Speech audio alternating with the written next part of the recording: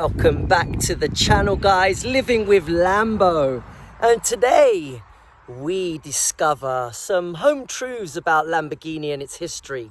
Some things that you probably might not know, and probably explaining why I have chosen this supercar over others. So enjoy.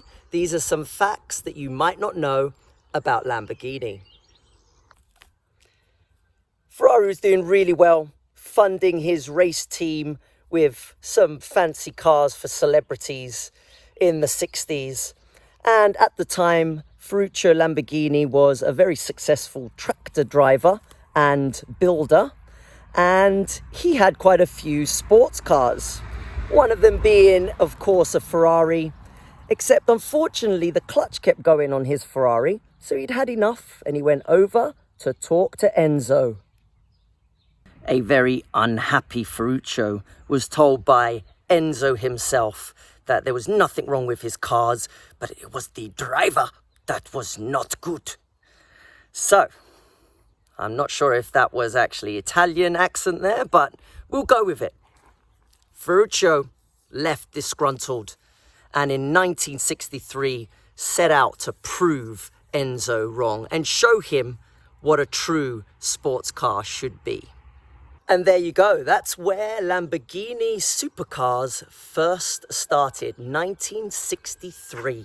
He set out to prove Enzo wrong with the 350.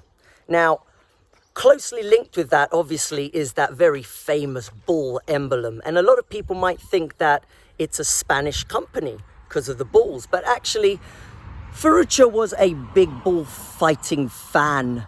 And he had a close friend, Mr. Miura, hence why the next and probably most famous car, the Lamborghini Miura, was named after. Now, let's not fool ourselves. It wasn't plain sailing. It didn't set off sprinting. This company struggled, and to be honest, it struggled until 2003. Up until then, it was sold to a couple of billionaires. Then Chrysler took it over. But in short, it was when Volkswagen and Audi bought it over that sales really improved. What you see behind me is the most successful model that Lamborghini ever made, the Gallardo. The Lamborghini Gallardo has always been called the baby Lambo. And this is simply because of the engine size. It's a V10. The big monster Lamborghinis were always a V12, and obviously they come with their characteristic scissor doors, which this car does not have. But in its defense, I have to laugh at that comment. As much as I've heard it a million times before, a V10, especially this model, which carries 560 brake horsepower, four-wheel drive, 0 to 60 in less than 3.5 seconds, and a top speed of 202 miles an hour. Okay, guys, but this is not just any Gallardo. This is the second generation Gallardo, and it's called a Bicolore. Not many were made. This model was restricted only to the Asian and European market, and comes with this fine Nero roof and this Bianco Monoceros white. The other characteristic thing about this car, only on the Superleggera and this Bicolore can you find these Scorpius wheels. Lighter in weight, made of magnesium, gorgeous. I'm sure you guys all know what cars are about to be watching this episode. This car is a mid-engine supercar, which means that the engine isn't here at the front where most cars have it. It's not here where some supercars have it.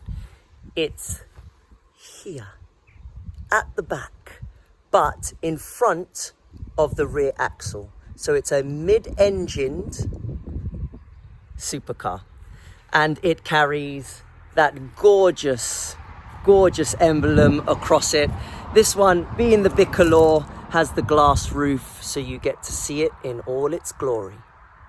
We've just explained that the engine is at the back, so where's the trunk?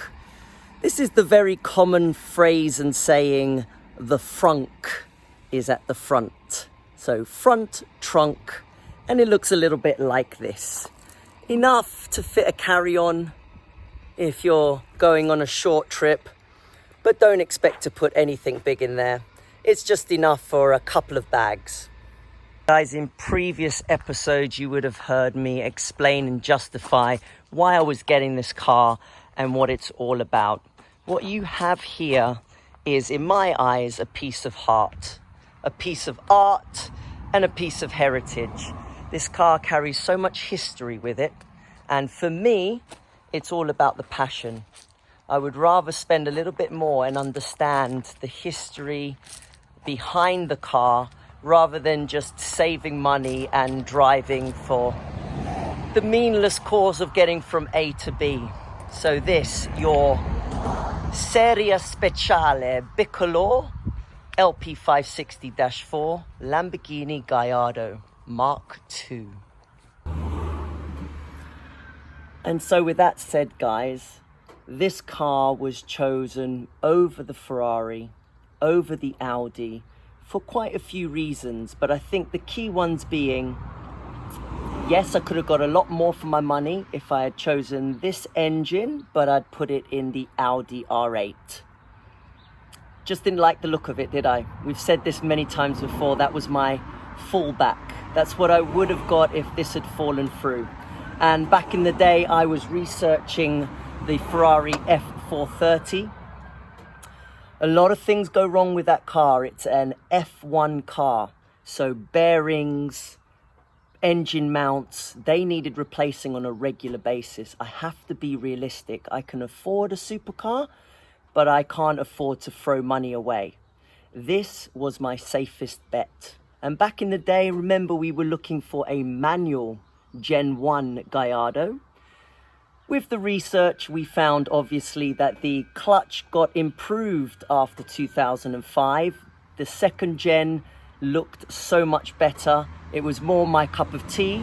So we went for a semi-automatic Gen 2 Lamborghini Gallardo. And to be honest, I couldn't be more happy. You've seen the 5 things I hate in the last episode.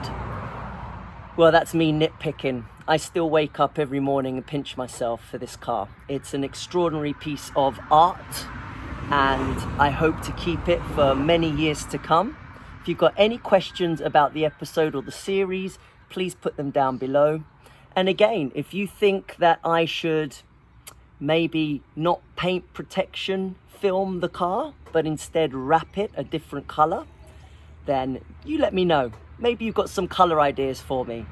Otherwise, the channel's up, there's more to come. This is Living with Lambo, where, I haven't said it for a while, we buff bodies and we buff cars. Thanks for joining in, guys. I hope you enjoyed the episode. Like, share, subscribe. Goodbye.